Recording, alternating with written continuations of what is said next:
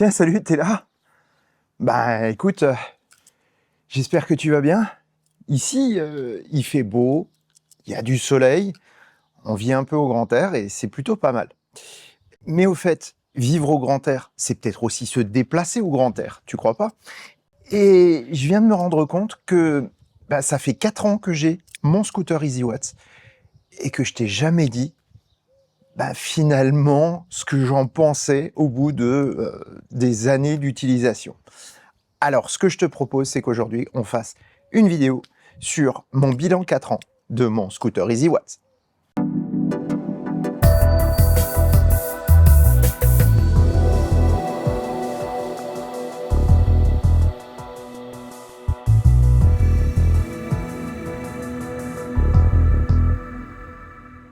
Si ça te plaît, mets un pouce et commente. Si ça te plaît beaucoup, abonne-toi, ce serait dommage de rater les prochains épisodes. Et si ça te plaît vraiment beaucoup, dis-le partout. Merci. Déjà, je vais commencer par te présenter rapidement la bestiole si tu la connais pas. Cet engin est un EasyWatts e-Trax de 2021 que j'ai acheté en juin 2021, que j'ai acheté neuf. À la base, c'est un Tiger e-Fun, c'est un véhicule chinois. Donc scooter thermique qui a été transformé en électrique directement à l'usine. Hein. Donc le cadre, le carénage, tout ça, ça vient du thermique. À la place du réservoir, on va trouver une batterie de 100 Ah. Ça, à savoir 7,2 kWh puisque c'est 72 volts.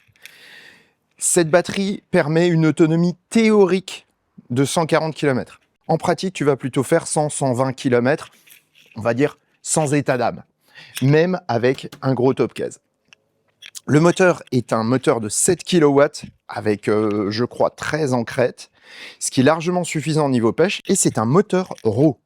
Ce qui veut dire qu'à la place du moteur qu'on trouve en général sur le bras oscillant, eh bien, on va trouver le moteur directement dans la roue. Ce moteur est relativement progressif, ce qui fait qu'il sera un peu moins démonstratif qu'un véhicule avec un moteur classique et un réducteur. L'avantage, c'est qu'il n'y a pas de transmission et donc pas d'entretien. Et tu verras que c'est super important. Au niveau partie cycle, on va avoir quelque chose de très classique et deux freins à disque devant, derrière, qui sont pas les meilleurs du monde. Ça reste un scooter à petit trou, hein, donc le freinage est quand même relativement limité, même s'il est puissant si on appuie fort, avec un système de freinage combiné, c'est-à-dire avant-arrière. Autrement, au niveau des différences qu'on va avoir sur ce modèle, finalement, c'est pas grand-chose. On va avoir un câble de recharge, je vais te le montrer tout à l'heure, et surtout un écran à cristaux liquides. Et celui-ci, par contre, on va en reparler. Au niveau budget, cet EasyWatt m'avait coûté 6 400 € à l'époque, avec deux top cases, un gros et un petit. Moi, j'ai installé le gros. Le petit, je l'avais gardé pour la moto, mais finalement, je l'utilise plus du tout. Et ça, je te le réserve pour le bilan 3 ans de ma moto. Bien, maintenant que tu as en gros l'aspect du véhicule, je vais te parler de mon usage. Le scooter, en général, je m'en sers très peu. Daniel s'en sert aussi, mais voilà, très rarement. Elle a beau avoir son permis gros cube, elle n'est pas trop de roues, et s'il y a juste une petite course à faire, franchement, c'est pratique. Globalement, c'est pour ça que je l'ai. C'est pour faire des petits trajets pratiques, ou alors, lorsque je me déplace loin, que je dois prendre le train, par exemple, j'ai pas envie de laisser ma moto en stationnement à Strasbourg, même si c'est dans un parking avec caméra surveillée, etc. Je préfère laisser le scooter. Ça met beaucoup moins d'argent en jeu. Donc, clairement, voilà. C'est vraiment un outil pratique. C'est un outil qui n'est pas spécialement conçu pour être fun, pour moi, mais vraiment pratique. Pourquoi je l'utilise majoritairement, me diras-tu? Eh bien, tout simplement, lorsque j'ai des paquets à chercher, c'est très régulier parce que les livreurs, ça devient une catastrophe. C'est un véhicule qui ne demande que très peu de révision. J'ai été obligé d'en faire une pour la garantie, puisque à la fin de la première année de garantie, eh bien, il y avait une révision que j'ai faite à Strasbourg. Je te donnerai pas le nom, tu comprendras pourquoi après, du garage qui me l'a fait. 60 €. C'est cher, je trouve, pour juste une petite révision de rien du tout, parce qu'il n'y a pas de vidange, il n'y a rien. Franchement, je trouvais ça cher. Même si c'est que 60 €, mais je trouve ça quand même, on va dire, excessif, sachant qu'il n'y a pas eu de changement de liquide de frein ou quoi que ce soit. C'était juste un contrôle serrage boulon, quoi. C'est tout. Alors, 60 balles, je trouve que c'est un peu excessif. Deuxième chose, j'ai eu des avaries qui sont de ma faute.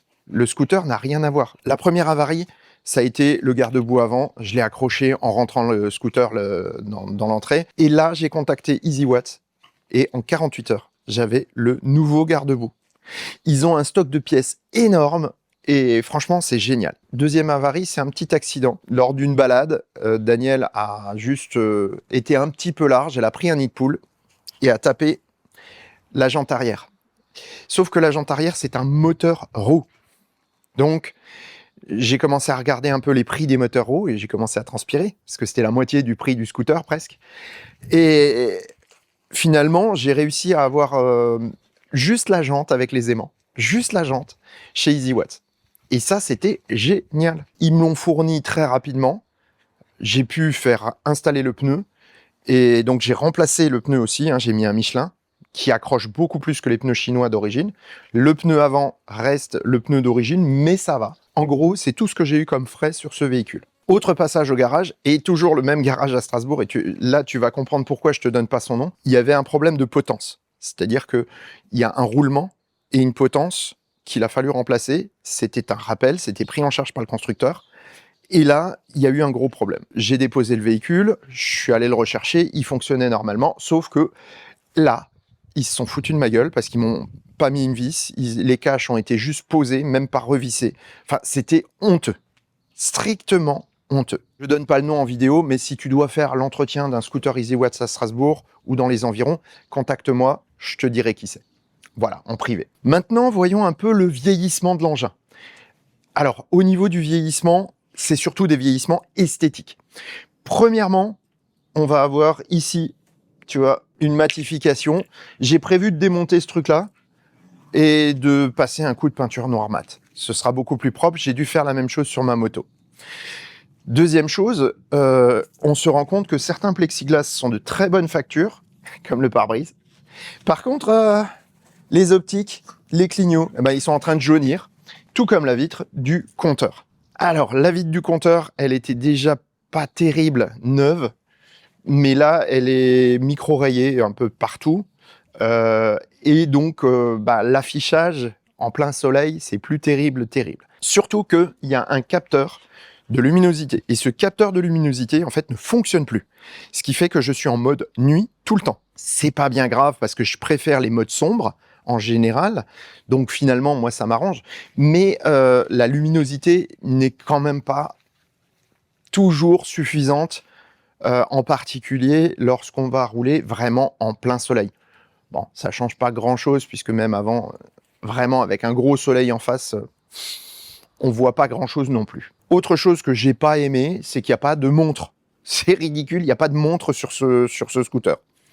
Donc, j'ai été obligé de rajouter une petite montre en accessoire, qui bien sûr a lâché depuis, la pile a lâché. Bon, pas bien grave, ça coûte 1 euro ou 50 centimes le truc sur Amazon. Mais bon, voilà, c'est un peu dommage. Autre petite chose qui m'embête un peu, c'est l'afficheur d'autonomie. Donc ça, l'afficheur d'autonomie, tu te rends compte que quand tu mets gaz, il descend. Ce qui veut dire que c'est un voltmètre et uniquement un voltmètre. Comme c'est des batteries nickel, manganèse, cobalt, en fait, on peut avoir de manière à la louche la capacité de la batterie restante grâce à la tension de la batterie. Maintenant, ça peut être anxiogène parce que des fois, tu récupères ton scoot pleinement chargé et puis, pouf, tu mets gaz et voilà, tu perds la moitié. Et dès que tu vas couper, tu vas retrouver ton autonomie. Ensuite, l'EasyWatt par rapport au Tiger iPhone a de grosses différences. Premièrement, la batterie est isolée au niveau de l'humidité. Le truc, c'est que l'humidité, dans le cadre d'un scooter, c'est très très important, même pour tous les deux roues. On l'a vu en particulier avec les Zero Motorcycle qui avaient beaucoup de soucis d'étanchéité à l'eau au début, avec le problème de l'électricité et de l'eau qui vont pas très bien ensemble. Eh bien, cet EasyWatt, il a un peu le problème aussi. C'est au niveau de l'alarme que de temps en temps, j'ai des déclenchements intempestifs quand il fait mouiller, quand il a roulé beaucoup sous la pluie. Le reste du temps, ça va. Deuxième chose, il a également un autre souci, et là, je pense en particulier à tous les Parisiens. lorsqu'on met les warnings, donc vous pouvez mettre clignot warning, ça existe sur le véhicule. Par contre, si vous le laissez trop longtemps, en fait, la centrale clignotant chauffe et boum, tout se met en rideau. C'est quand on avait abîmé la jante arrière que je suis rentré avec les warnings au pas. Donc une demi-heure avec les warnings allumés, ça marchait plus. Reste que pour un usage ponctuel, comme moi je l'ai, ou alors pour quelqu'un qui va aller au boulot tous les jours, qui a quelques kilomètres, quelques 20 kilomètres et qui fait pas du périph' parisien tout le temps, finalement ça ira très bien. Au niveau de l'équipement, EasyWatts a également rajouté plusieurs choses. Le mien est équipé d'un tracker que je n'utilise plus. Ensuite, il y a l'alarme. L'alarme, c'est quand même intéressant, en particulier quand je le laisse des fois 3-4 jours à la gare. Ensuite, il y a le démarrage sans clé. Et celui-là, il sert absolument à rien. Vraiment à rien. En plus, le bouton, il est en train de tomber en miettes.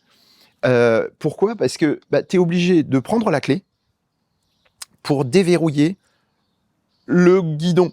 Donc, finalement, le démarrage sans clé, il n'est pas utile. Maintenant, en termes d'autonomie, clairement, moi je vais à Strasbourg, je reviens, ça fait à peu près 80 km, plus les trajets que je fais sur place. Je fais souvent des petites tranches de 100 km quand j'y vais, enfin souvent, ça veut dire 3-4 fois par an.